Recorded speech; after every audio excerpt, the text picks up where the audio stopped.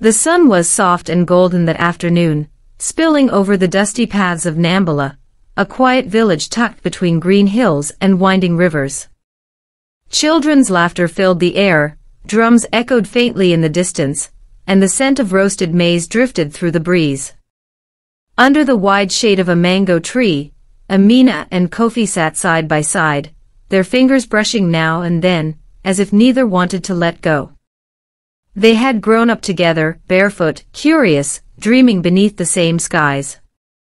What began as friendship had blossomed into something deeper, something that made their hearts beat with hope and fear all at once. Kofi turned to her, eyes bright with the same determination that always set him apart. "Amina," he said softly, "when I go to Canada, I'll come back for you. I promise. I'll make something of myself, and we'll build our home right here, near this tree." Amina smiled, though her heart ached at the thought of his leaving. "You promise you won't forget me?" He laughed, brushing a curl from her face. "Forget you? Never. You are the reason I want to succeed." The air around them seemed to hold that promise, wrapping it in sunlight and faith. Amina leaned against him, whispering, "Then I'll wait. No matter how long it takes." That evening, as the call to prayer echoed through the village and the stars began to glow, Amina went home with her heart full of both love and longing. Kofi would leave in a few days. He had earned a full scholarship to study engineering in Toronto, and though his heart belonged in Nambala, his dreams were calling him far away. At night, he prayed quietly beside his small bed, whispering, "Lord, keep her safe. Keep us strong. Let this love survive the distance." And across the village, beneath the same sky, Amina prayed the same prayer, her voice soft but full of faith. Love is patient, love is kind, it always protects, always trusts, always hopes, always perseveres. 1 Corinthians 13 verses 4-7. They didn't know it then, but love, distance, and faith would test them more deeply than either could imagine. The airplane cut through the clouds like a silver bird, carrying Kofi far from everything he knew. Below him, Africa stretched out in sunlit beauty, red earth, winding rivers, and small green fields. He pressed his forehead against the window and whispered, "Goodbye, my home. Goodbye, Amina." When he landed in Toronto, the cold shocked him. The air bit his skin, his breath turned to white fog, and everything around him felt sharp and unfamiliar. Tall buildings rose like mountains, people rushed past, and their voices carried strange accents. He missed the warmth of Nambala. He missed the laughter. He missed her. The first few months were busy. Kofi buried himself in his studies, working late in the library, calling Amina when he could. Her voice through the phone brought comfort. "Are you eating well?" she'd ask. He'd smile. "Not like you're cooking." "Are you praying?" Every night, he'd answer softly. But as time passed, the calls grew shorter. Sometimes the internet failed, sometimes his schedule was too full. And sometimes, he didn't call at all. Amina noticed the silence. She'd wait by her small radio, glancing at the clock, whispering to herself, "He'll call soon." Kofi, meanwhile, was discovering a new world, a world of bright lights, parties, and people who didn't understand what home meant. One of them was Emily, a friendly classmate who helped him adjust.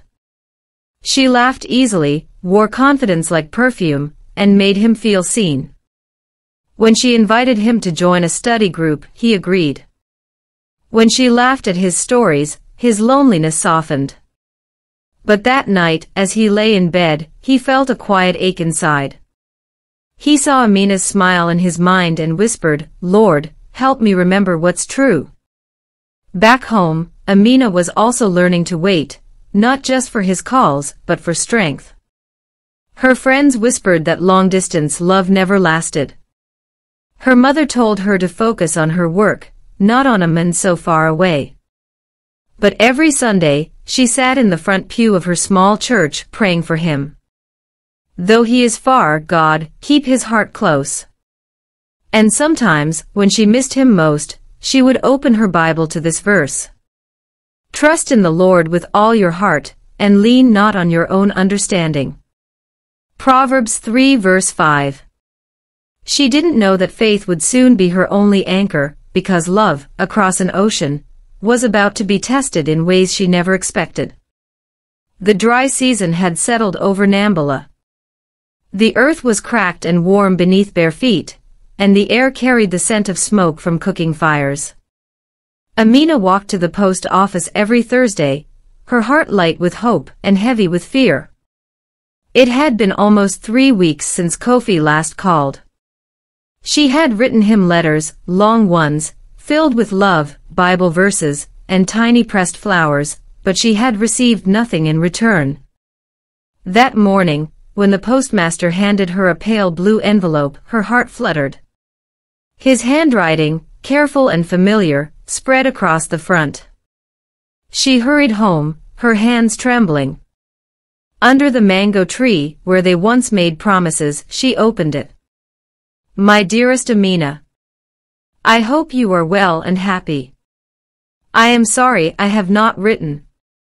Things have been busy here with school and work. Life is different, fast and demanding. I think of you often. But lately, I have been questioning everything, our plans, our future. I don't know if I'm the same person anymore. I don't know if I'm strong enough to keep this promise. Please forgive me. I never meant to hurt you. I just need time to understand who I am now. Kofi. The words blurred as tears filled her eyes.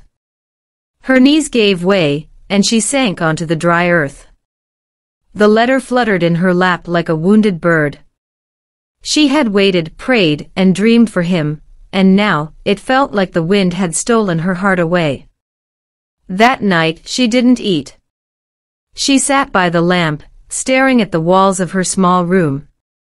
Her mother knocked softly. Amina, my child, you haven't eaten all day. I'm not hungry, she whispered. Her mother sighed. You must not let love break you. Remember, child, God never leaves when people do. But Amina only cried harder. Mama, he promised me forever. The next morning, she went to the church. The doors were open, sunlight streaming through the windows, dust dancing in the air. She knelt at the altar, clutching the letter to her chest. Lord, she prayed through sobs, help me not to hate him. Help me to understand. The pastor, an older man with gentle eyes, noticed her and came closer.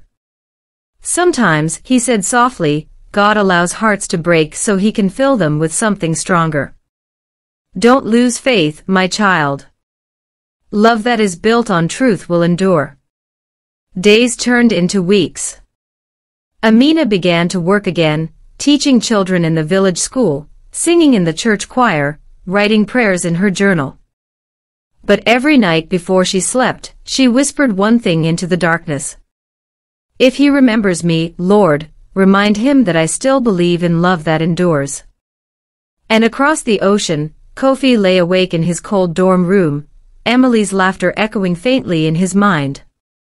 He stared at the ceiling, guilt tightening his chest.